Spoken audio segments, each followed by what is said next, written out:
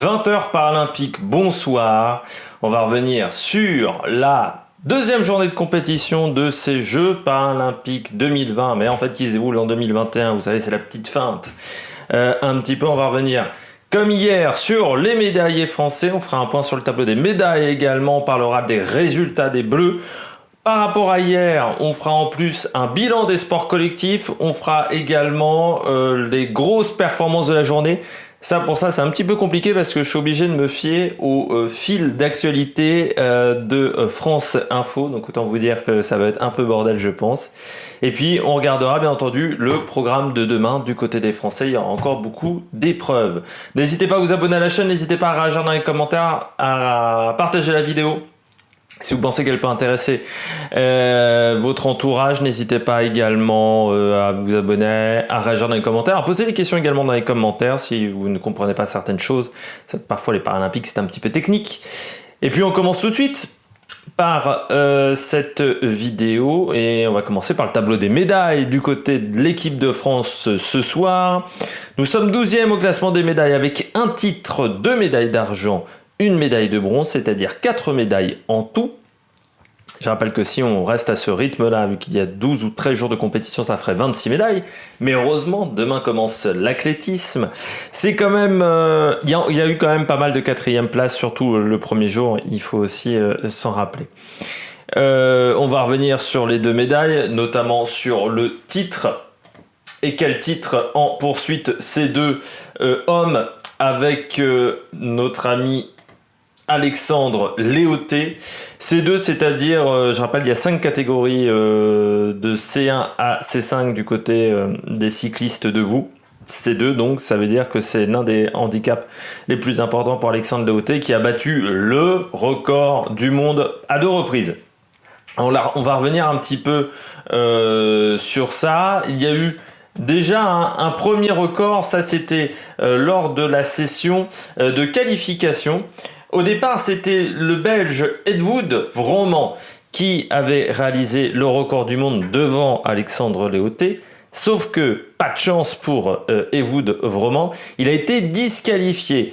Parce que bon, il a cru qu'une piste de cyclisme sur piste, ça faisait plutôt 240 mètres. C'est-à-dire, il a essayé de raboter des mètres à l'intérieur, très clairement. Donc, c'est Alexandre Léoté qui a récupéré le record du monde, record qu'il a amélioré lors de la finale pour la médaille d'or face à Darren X, où il a battu en 3:31.4, voilà, très bon chrono d'Alexandre Léoté. Là encore, ce qui est très intéressant, c'est de voir que le cyclisme paralympique, le cyclisme handisport, a vraiment progressé en très peu de temps. Et parce que c'était des disciplines où on était peu présent. Il y a moi je me souviens notamment de 2012-2016. Vous pouvez encore voir les épreuves, je pense, sur le site sur la page YouTube du Comité international paralympique. Et à l'époque, on n'était pas très très bon, en fait, tout simplement. On mettait aussi très peu de moyens. C'est pas simple, le cyclisme sur piste déjà pour les valides. Il faut que les vélodromes soient adaptés. Il faut ensuite qu'il y ait des clubs, il faut que les vélodromes soient accessibles également pour que ces sportifs-là puissent s'entraîner. Et on s'aperçoit que là, on a de plus en plus de monde. L'équipe de cyclisme sur ces Jeux paralympiques de toute manière est très très ambitieuse et de toute manière elle a déjà fait mieux que l'équipe valide. Si on regarde du côté du cyclisme, pour l'instant il y a un peu plus de médailles, mais vraiment belle performance d'Alexandre Léoté, voilà, de record du monde. Ce qu'on attend déjà, c'est d'avoir les champions. On attend des titres olympiques, on attend déjà des concurrents qui soient au top de leur forme. Donc là, c'était vraiment le cas du côté d'Alexandre Léoté. Derrière, ça a fait le titre. Darren X, il a rien pu faire, vraiment. Il était vraiment intouchable, le français. On avait également une 2e médaille. La 2e médaille, c'est du développé couché. C'est ce qu'on appelle de la dynamophilie, pas de l'haltérophilie, une petite variante. Avec Bourlon, le français Axel Bourlon, voilà, je voulais pas faire d'erreur sur le prénom, qui a remporté une médaille. Ça n'a pas été diffusé à la télévision. On m'a déjà posé la même question hier pour l'escrime. Pour quelle raison ? Pour faire des économies, les comités d'organisation ont tendance à ne diffuser que certaines épreuves, et ce qui permet d'éviter d'avoir 150 000 caméras à trimballer, ce que je trouve inadmissible. Parce que tous ces sportifs, c'est comme si aux Jeux Olympiques il y avait la moitié des épreuves qui n'étaient pas diffusées, quoi.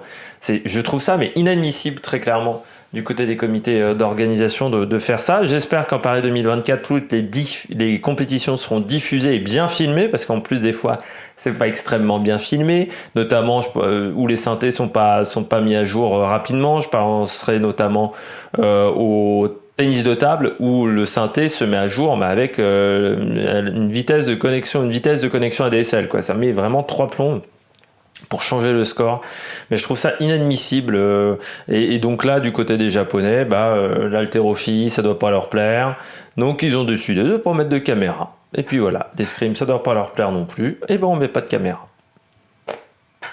Donc j'espère que Paris 2024, ça sera déjà un énorme pas en avance et que toutes les compétitions soient diffusées. Je crois qu'en plus à Londres, à part le cyclisme sur route, je crois qu'il n'y avait pas eu, et la voile, mais ça peut se comprendre aussi, quoique le cyclisme sur route c'était déjà à Silverstone, mais je crois que tout avait été diffusé, tout était en streaming. Là c'est même pas, pour tout vous dire, c'est pas accessible en streaming. Oui, hier j'ai vérifié pour l'escrime, c'est qu'il n'y a pas de streaming pour l'escrime sur le site du comité international paralympique.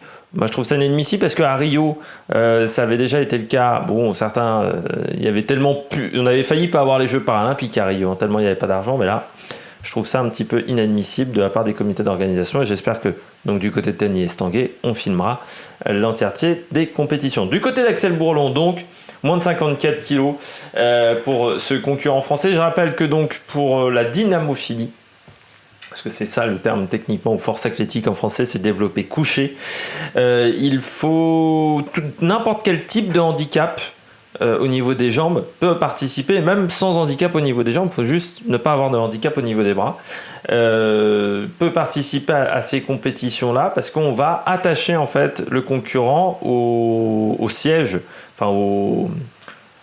oui, je sais pas comment ça s'appelle, au banc de musculation, et ensuite il doit soulever le poids le plus important. Et là, il a été très très fort. Médaille d'argent parce qu'il pèse un peu moins lourd, de ce que j'ai compris, que l'autre concurrent, le grec. 165 kilos, je rappelle qu'au départ, il pèse 53 kilos, c'est-à-dire 3 fois son poids, ce qui est assez quand même exceptionnel. Et dire que moi, en développé couché, j'ai jamais dépassé 30 kilos, avec mes petits bras de crevettes. Non, mais c'est vraiment impressionnant. Et c'est aussi intéressant cette médaille-là, parce que Axel Bourdon est atteint de nanisme. Voilà, c'est une personne de petite taille. Et on a très peu de concurrents dans ces catégories-là. Alors je sais pas pourquoi, parce que j'ai envie de dire que l'accessibilité est quand même moins problématique pour ce type de handicap-là. C'est-à-dire accéder au stade s'il y a des marches, voilà, ça peut marcher. Il n'y a pas de souci de ce côté-là. Alors, est-ce que c'est dû à un problème par rapport au regard des autres, ce qui pourrait être le cas, même si, en France, je pense que Mimi Mati ou même Passepartout dans Fort Boyard ont quand même, voilà, on est, si ça choque, déjà ça devrait pas choquer des gens, mais on est habitué de toute manière à voir ce type de handicap à la télévision. Ou est-ce que c'est tout simplement que ce sont des personnes qui ne vont pas dans les centres de rééducation, donc est-ce qu'ils ne connaissent pas les disciplines, est-ce qu'ils ne savent pas qu'ils peuvent participer à ces disciplines-là et qu'il y a un mauvais aiguillage, je ne sais pas, mais on n'a jamais eu énormément de concurrents, alors que je vois l'Angleterre notamment, ou d'autres pays, enfin la Grande-Bretagne pardon, ou d'autres pays qui sont beaucoup plus présents dans ces catégories-là. Donc il y a peut-être, j'espère que ça va créer des vocations Axel Bourlon, en passant que Passepartout, pour ceux qui ne sauraient pas, fait du catch dans une fédération française, même dans plusieurs fédérations. Il a fait beaucoup de catch, Passepartout. Et il a fait également un excellent titre, Je suis passe-partout de Fort Boyard, je guide les casse-coups. Et là, c'est quand même le titre de l'année, si vous voulez vous le retaper sur internet. On continue du côté des résultats des Bleus, parce que là je suis déjà à 10 minutes de vidéo, je peux vous dire que celle-là va être plus longue qu'hier. On continue avec donc, on va reprendre avec le cyclisme. Il y avait le contre-la-montre sur 1000 mètres, c'est toujours marqué 1500 mètres. Hier, je vous ai dit, demain, il y aura là, entre catégorie C4, C5 du 1500 mètres. C'est pas 1500 mètres, c'était bien le kilomètre. Quand je l'ai dit, je me suis dit, tiens, c'est bizarre, mais bon, comme des fois, il y a des catégories, par exemple, la poursuite, dans certaines catégories, c'est 3000 mètres et pas 4000. Je me suis dit, bon, c'est peut-être des adaptations de disciplines que je ne maîtriserai pas. Il me semblait qu'il faisait le kilomètre du côté des Paralympiques. Et non, c'était bien le kilomètre, hein, donc il y a une erreur sur le site de résultats équipedefrance.com. Ce n'est pas du 1500 mètres, c'est du kilomètre. Donc sur le kilomètre, catégorie C4, C5, Dorian Foulon finit 6e avec un temps de 1,05 348 et Kevin Lecum finit 8e 1,06 357. On va essayer d'éviter de faire un rototo en plein milieu de la vidéo. Victoire et record du monde pour Alfonso Cabello Liamas devant Jody Kundi. Et pourtant, ça a été vite pour Jody Kundi, 1,01 847. Mais Alfonso Cabello Liamas a fait 1,01 557. On continue. Donc ça c'était le paracyclisme. Il y avait également de l'escrime. Deux Français, Romain Noble du côté de l'épée individuelle catégorie A qui a gagné son 3e match, mais ça n'a pas suffi hein, vu qu'il a perdu les 4 autres. Il a gagné face à un Polonais 5-1, mais il a perdu face aux autres concurrents de sa poule. Dans l'épée individuelle catégorie B, notre Français Johan Peter, lui, a réussi à aller jusqu'en 8e de finale, mais il a été éliminé par Anton Dachko, un Ukrainien 15-11. Pour le moment, l'escrime, c'est pas la folie dans ces Jeux paralympiques. On continue avec donc l'équitation. Céline Germy, qui était en dressage catégorie grade 2 lors du Grand Prix, n'a pas participé à la compétition. Elle a été disqualifiée car il y a eu une incompréhension. En fait, elle est partie trop tard pour sa reprise. Il y a un système avec des bips. Il y a un premier bip qui indique que vous avez 1 minute pour vous rendre dans la zone de dressage. Et ensuite, le deuxième bip indique que vous devez partir, que vous devez être présent dans la zone de dressage. Et en fait, elle n'a entendu que le deuxième bip, ce qui fait que c'était donc trop tard quand elle a voulu se rendre sur le terrain. Du côté du deuxième français, c'était en grade 4 également pour le Grand Prix individuel.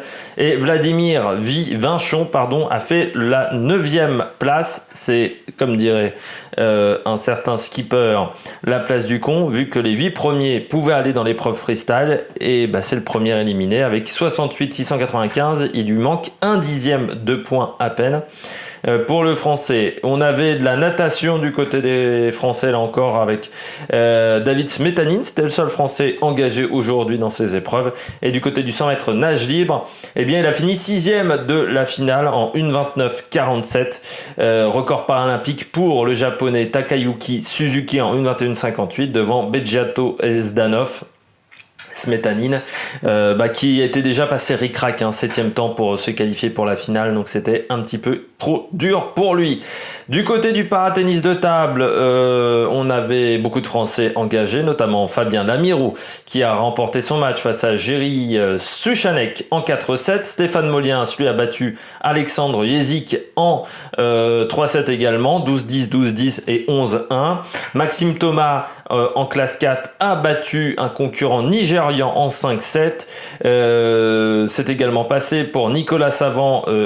Nicolas Savant, a été battu en 3-7 lors de sa première rencontre. Par contre, il a gagné le deuxième match en 5-7. Et puis Isabelle Lafaille, elle a perdu ses 2 rencontres en 3-7 à chaque fois, ce qui n'est pas forcément l'idéal pour elle. En classe 7, Anne Barnéou a gagné son match face à Kelly Van Zon. Léa Fernet, qui avait perdu sa première rencontre hier en classe 11, a remporté son match face à Furukawa, où elle a fait vraiment un très très bon match. 11-5, 12-10, 14-12 dans le dernier set. Clément Berthier a, lui, perdu lors de son premier match en classe 8. Thomas Bouvet, également en classe 8, et a remporté, lui, ses 2 premiers matchs en 3-7.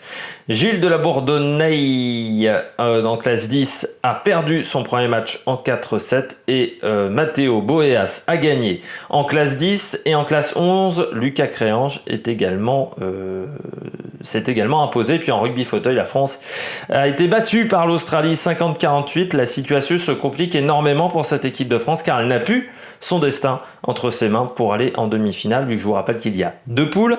Les 2 premiers iront en demi-finale. La France est 4e et pas de chance pour elle. Le Japon a battu le Danemark, donc c'est-à-dire qu'il faut désormais que la France batte le Danemark et que le Japon batte l'Australie pour que la France se qualifie. Ce qui ne sera pas si facile que ça du côté des Français.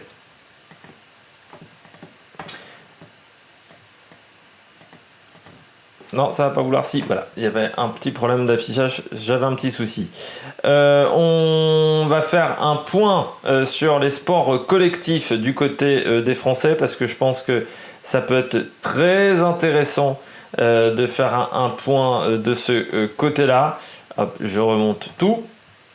Le paratennis de table aussi. Voilà, donc on va faire un point déjà sur le rugby fauteuil. Donc le Japon qui a dominé le Danemark 60-51. Les États-Unis ont battu le Canada 58-54 et la Grande-Bretagne a battu la Nouvelle-Zélande 60-37 du côté des sports collectifs. On avait également du basket fauteuil.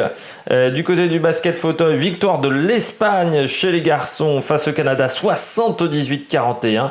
Victoire de la Turquie 80-70. Les États-Unis ont battu l'Allemagne 58-55. Je n'ai pas encore le résultat de Colombie-Japon qui n'est pas encore fini vu que le match est démarré à 13h30.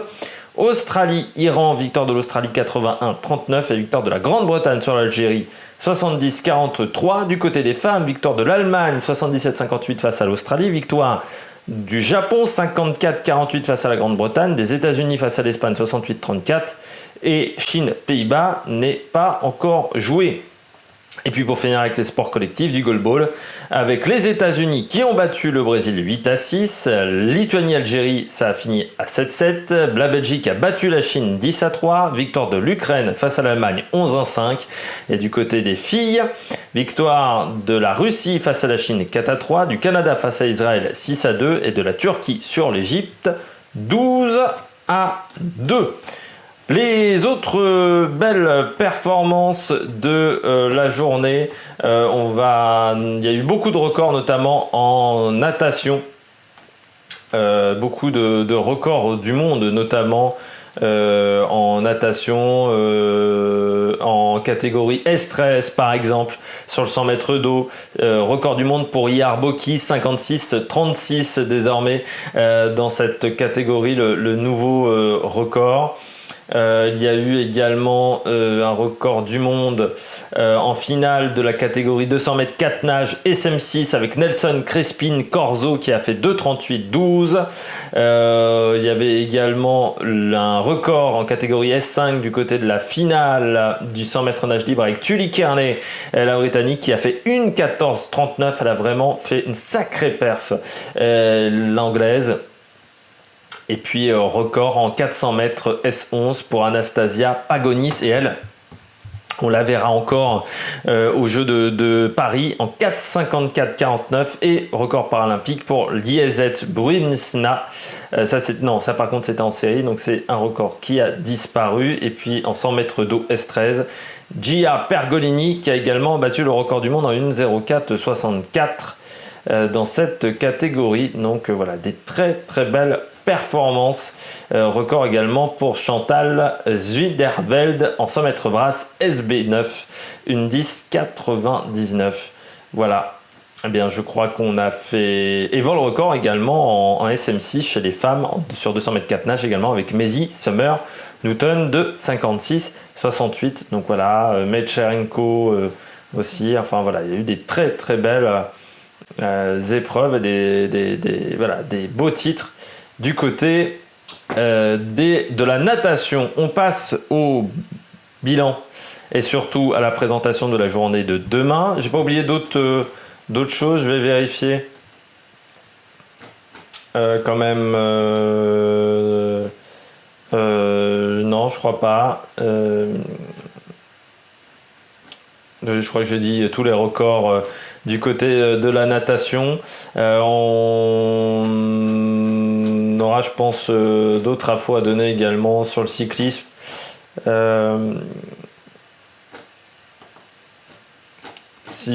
Voilà, c'est compliqué pour vous donner les résultats.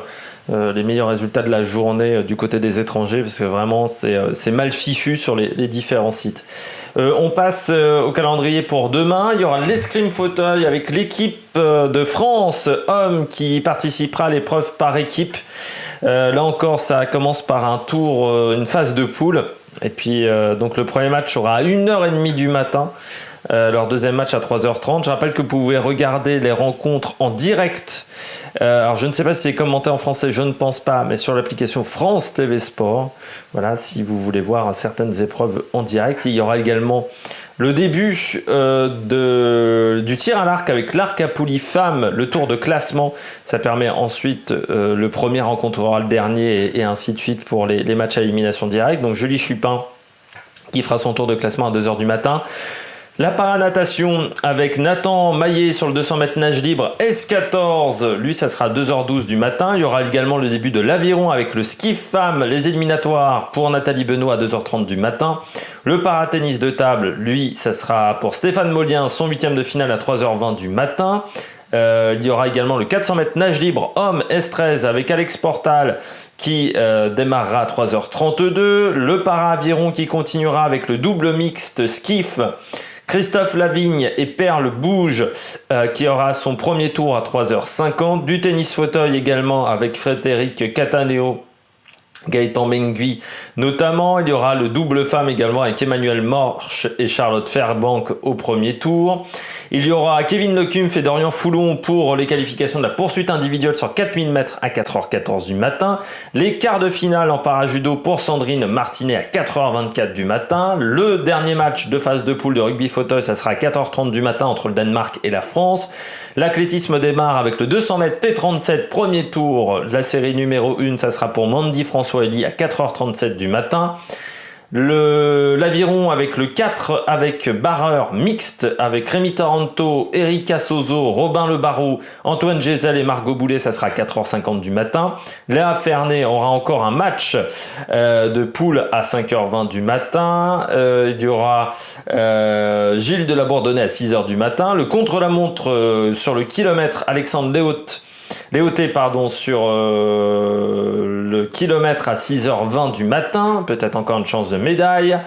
Beaucoup de tennis de table, notamment Matteo Boeas à 6h40 avec Anne Barnéou. Il y aura également du tir à l'arc avec le tour de classement en arc classique homme pour Guillaume Toucoulet et en arc à poulie pour Eric Pereira, Daniel Leloup, ça sera à partir de 7h du matin. Il y aura également l'épreuve par équipe mixte pour Eric Pereira, Daniel Leloup et Julie Chupin à partir de 7h du matin. Marie Patouillet aura le 500 mètres à 7h29 du matin. Il y aura le dressage Grand Prix grade 1 pour Anne-Frédéric Royon à 9h du matin. Le paratennis de table pour Nicolas Savant à 10h20. Le saut en longueur homme, la finale de la catégorie T11 pour Ronan Paillet à 12h05. Le dressage en grade 3 pour Chiara Zenati à 12h14. Le 5000 mètres homme T54, c'est-à-dire de l'athlétisme fauteuil pour Julien Casoli, ça sera à 13h54 du matin. J'ai tout dit, c'est fini. 20h paralympique terminé pour cet épisode numéro 2. Pour cet épisode numéro 3, pardon. On se retrouve demain, même heure, pour faire le bilan de cette journée numéro 4. Allez, ciao ciao sur l'Amérique Production.